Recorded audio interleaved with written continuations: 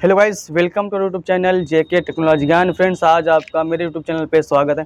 जैसा कि आप सभी को पता है, यूपीआई यानी कि यूनिफाइड पेमेंट इंटरफेस, जो भी आप गूगल पे, फ़ोन पे, अमेज़ॉन पे, पेटीएम जो एकदम धड़ल्ले से चला रहे हो ना, आगे चल के तुमको बहुत ही पता चलने वाला है, बहुत ही लंबा तुम फंसने वाले हो। और कैसे फंसोगे, जो मैं पूरी आपको कंप्लीट इन्फॉर्मेशन देने वाला हूँ। तो बने रहे वीडियो को एंड तक। फ्रेंड्स, आजकल हो क्या रहा है, जैसा कि सबसे फर्स्ट टॉपिक पे बात कर लेते हैं। जो भी आप गूगल पे, फ़ोन पे, आप किसी भी बैंक के थ्रू आप चला रहे हैं, इसमें एक लिमिटेशन, यूपीआई में कोई लिमिटेशन तो नहीं। इसका मतलब ये तो नहीं कि अंधाधुंध पेमेंट करते जाएंगे और इनकम टैक्स वाले आपको कुछ नहीं कहेंगे। इसमें भी एक लिमिट क्राइटेरिया दिया गया है, जैसे कि आपको आपके बैंक अकाउंट की जो लिमिट होती है, अगर सेविंग अकाउंट है, जैसे कि आपको पर मंथ 2 लाख रुपये विड्रॉ कर सकते हैं। 50 लाख रुपये ले लिया आप अकाउंट में, उसके बाद कुछ समय बाद उसको फिर से रिटर्न कर दिए।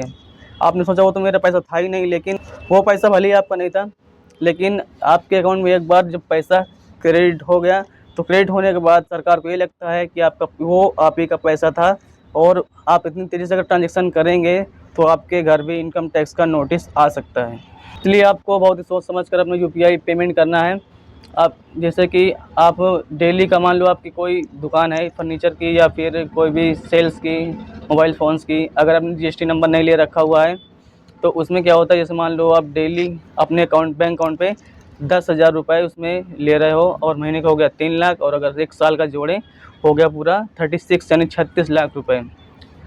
और जो अकाउंट की लिमिटेशंस होती है वो होती है 20 लाख। अगर नल चीज़ बेच रहे हो, जिसमें कि मतलब ये जिसका रेट हाई वैल्यू होती है, जैसे कि मान लो आप आईफोन बेच रहे हैं, फिर 1.5 लाख इससे आईफोन आप बेच रहे हैं, तो उसमें जो, तो इस तरीके से उसमें जो है उसकी लिमिट जो होती है 40 लाख रुपए पर ईयर, यानी एक साल में 40 लाख से अगर ट्रांजेक्शन वो ज़्यादा जाता है तो आपको जीएसटी नंबर लेना पड़ेगा, वो कंपलसरी हो जाता है आपके लिए। और आपको इनकम टैक्स का नोटिस भी आ सकता है। पहले मैं 3 गलतफ़हमियाँ दूर करने वाला हूँ। सबसे पहले ये कि बहुत से लोग करते क्या हैं कि मान लो सन 2016 में मैंने ट्रांजेक्शन कर दिया 1 करोड़ का, 50 लाख, 60 लाख का, और मुझे मुझे तो इनकम टैक्स का नोटिस आया ही नहीं, उसमें मुझे कोई दिक्कत ही नहीं हुई। लेकिन आपकी इसमें एक बात सोचने वाली है। बात सोचने वाली ये है कि मान लो आपको नोटिस भले ही पहले ना आया, तो आप इस गलतफ़हमी में बिल्कुल भी ना रहें, क्योंकि जो इनकम टैक्स डिपार्टमेंट है वो आपके पिछले 8 सालों का रिकॉर्ड निकाल सकता है, और उसमें आपको किसी भी ईयर का आपका हाई वैल्यू ट्रांजेक्शन देखकर आपको नोटिस जारी कर सकता है। और इसमें जो टैक्स है बहुत ही हाई लेवल का होता है, जिसमें आपका घर, ज़मीन सब कुछ बिक सकता है। तो मैं यहाँ पे एक स्क्रीनशॉट ऐड कर रहा हूँ, आप यहाँ पे देख सकते हैं कि किस पर्सन के लिए क्या क्राइटेरिया है, कितनी लिमिटेशंस है, और कितना पेमेंट कर सकता है, कितना पेमेंट ले सकता है। तो इसलिए आपको यूपीआई पेमेंट करना है, लेकिन बहुत ही सावधानी से।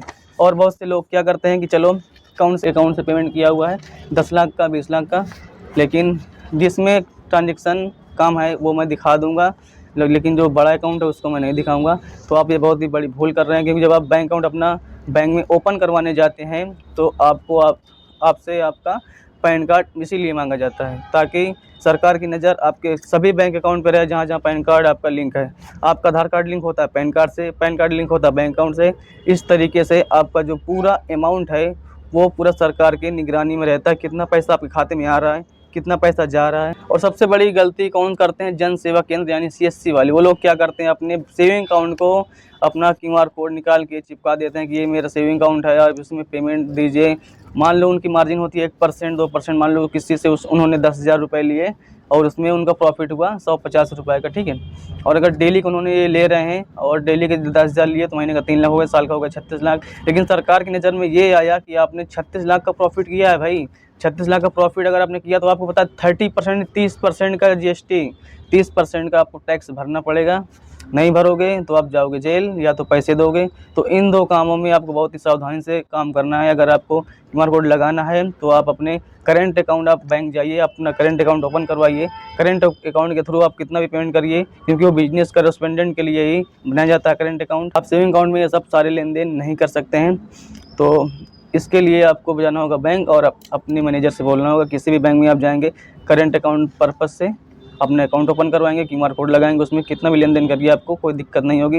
लेकिन उसमें भी दिक्कत आ सकती है, जब आप उसका रजिस्टर जो है मेंटेन नहीं करते हैं। जैसे मान लो आपको ये सरकार को बताना होगा, इनकम टैक्स डिपार्टमेंट को, कि जो पैसा है ये मेरा पैसा नहीं है, पब्लिक है। ये सबसे पहले मैं फर्स्ट में बात करने वाला हूँ CSC कॉमन सर्विस सेंटर जन सेवा केंद्र। तभी CSC वाली क्या करते हैं कि अपना करंट अकाउंट तो ओपन करवा लिए, लेकिन उसका जो रजिस्टर है मेंटेन नहीं करते। मान लो जब जो भी कस्टमर आपके शॉप पे आएगा, उसका आधार कार्ड नंबर लिखवाना, मोबाइल नंबर और उसका सिग्नेचर भी करवाना है, कितना अमाउंट निकाला, विड्रॉ किया है, अमाउंट भी वहाँ पे लिखवाना है। इससे क्या होगा, कभी भी इनकम टैक्स डिपार्टमेंट आपसे पूछ सकता है कि आपने ये पैसा जो आपके अकाउंट में आया, मान लो 1 करोड़ 2 करोड़ रुपए जो आपके अकाउंट में आया हुआ है, ये पैसा आप बता सकें, आपको रजिस्टर दिखा सकें कि ये सर ये हमारा पेमेंट नहीं, ये पेमेंट पब्लिक का है, हमारा पेमेंट इसमें हमारी मार्जिन 0.5% या 1% हो सकती है।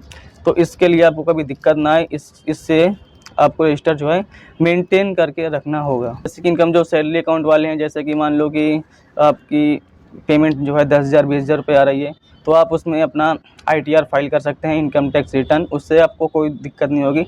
ITR आप ईयर टू ईयर अगर फिल करेंगे तो आपको उससे काफ़ी अच्छा फ़ायदा होगा। जैसे आप कहीं लोन वोन लेने जाते हैं तो अपना ITR दिखा करके आसानी से आपको लोन मिल सकता है, जितना कि आपके ITR में दिखाया गया है। और दूसरी बात हम बात करने वाले स्टूडेंट कम्युनिटी के बारे में। स्टूडेंट कम्युनिटी जो कि सोचते हैं कि मैं यहाँ से अमेज़ॉन से मैं ये आईफोन बुक कर देता हूँ, मुझे इतना कैशबैक मिल जाएगा, इतना मुझे गिफ्ट वाउचर मिल जाएगा। तो इसी के चक्कर में लोग क्या करते हैं, पेमेंट करते रहते हैं। इसमें भी उनको नोटिस आ सकता है इनकम टैक्स का। इसलिए ज़्यादा ट्रांजेक्शन बिल्कुल भी ना करें अपने बैंक अकाउंट से, नहीं तो आप आगे बहुत ही लंबा फंस सकते हैं। होपफुली फ्रेंड्स आपको इस वीडियो में काफ़ी अच्छी जानकारी मिली होगी। अगर वीडियो पसंद आए तो प्लीज़ लाइक करें, कमेंट करें, एंड चैनल पर नए हो तो प्लीज़ सब्सक्राइब ज़रूर करें। और अगर आपको कोई दिक्कत आ रही है, कोई परेशानी है, तो प्लीज़ उसमें कमेंट करिए, मैं उसका तुरंत ही रिप्लाई करूँगा।